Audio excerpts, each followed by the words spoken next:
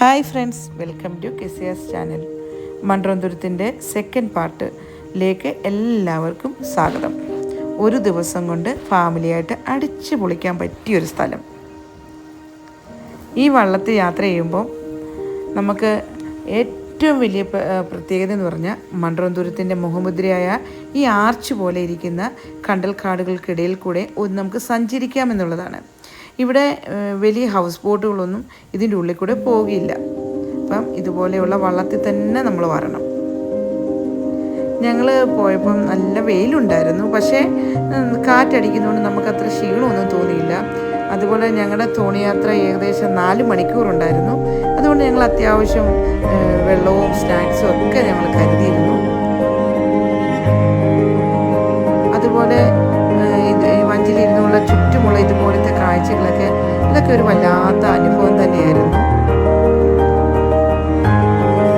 നമ്മളിങ്ങനെ യാത്ര ചെയ്യുമ്പോൾ ചെറിയ ചെറിയ കനാലുകളുടെ ഉള്ളിൽ കൂടെ വേണം നമുക്ക് യാത്ര ചെയ്യാൻ. പക്ഷേ ഈ ചെറിയ ചെറിയ കനാലുകൾ നമ്മൾ ദൂരെ നോക്കുമ്പോൾ നമുക്ക് പേടി തോന്നും. നമുക്ക് ഇതിൻ്റെ ഉള്ളിൽ കൂടെ പോകാൻ ഒക്കുമോ, നമ്മുടെ തലമുട്ടത്തില്ലയോ, അതുപോലെ തന്നെ ഈ വള്ളത്തിൻ്റെ സൈഡൊക്കെ അവിടെ ഒരേത്തില്ലയോ എന്നൊക്കെ നമ്മൾ ചിന്തിക്കും. പക്ഷേ നമ്മൾ ചെറുതായിട്ടൊന്ന് തല കുഞ്ഞു കൊടുത്ത് ഇങ്ങനെ ഇരുന്നാൽ നമുക്ക് സ്മൂത്തായിട്ട് ഇപ്പുറത്തെത്താനൊക്കും. അങ്ങനെ ഒരു 2-3 കനാലുകളൊക്കെ ഉണ്ടായിരുന്നു. അതാ ഞാൻ പറഞ്ഞത്, നമ്മൾ വള്ളത്തിൽ തന്നെ വരണം.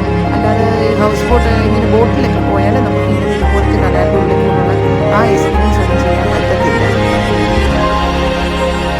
അതുപോലെ നമ്മളിങ്ങനെ യാത്ര ചെയ്ത് പോയപ്പം നമുക്ക് ഈ ഇത്രയും നമ്മൾ ആഴമില്ലാത്ത ഈ വെള്ളത്തിൽ കൂടെ ഇങ്ങനെ യാത്ര ചെയ്തിട്ട് നമുക്ക് കുറച്ച് നേരം കഴിയുമ്പോഴത്തേക്ക് ഈ കണ്ടൽക്കാടുകളുടെ ഉള്ളിൽ നമുക്ക് തോണി നിർത്തി അവിടെ ഇറങ്ങാവുന്ന സ്ഥലമുണ്ട്.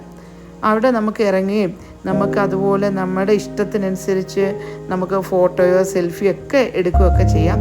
അതൊരു പ്രത്യേക എക്സ്പീരിയൻസ് ആയിരുന്നു.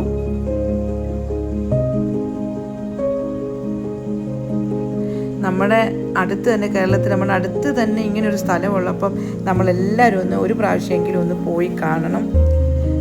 ഞങ്ങൾക്കതൊരു വല്ലാത്തൊരു അനുഭവമായിരുന്നു. ചില യാത്രകളൊക്കെ നമുക്ക് ഒരിക്കലും മറക്കാൻ പറ്റില്ല. അതുപോലത്തെ ഒരു യാത്രയായിരുന്നു ഇത്. നമ്മൾ ഈ വള്ളത്തെ പോകുമ്പോൾ 2 സൈഡിൽ കടകളൊക്കെ ഉണ്ട്. നമുക്ക് വേണ്ട സാധനങ്ങൾ അവിടെ നിന്ന് മേടിക്കുകയും ചെയ്യാം. ഞങ്ങൾ അതുപോലെ വീട്ടിൽ നിന്ന് ഫുഡൊക്കെ പാക്ക് ചെയ്ത് എടുത്തത് കൊണ്ട് ഞങ്ങൾക്ക് യാത്രയ്ക്ക് ശേഷം ഫുഡെല്ലാം കഴിച്ച് ഞങ്ങളെല്ലാവരും ഹാപ്പി ആയിട്ട് മടങ്ങി. അപ്പോൾ എൻ്റെ ചാനൽ കണ്ടെങ്കിൽ ഇഷ്ടപ്പെട്ടെങ്കിൽ ലൈക്ക് ചെയ്യുക.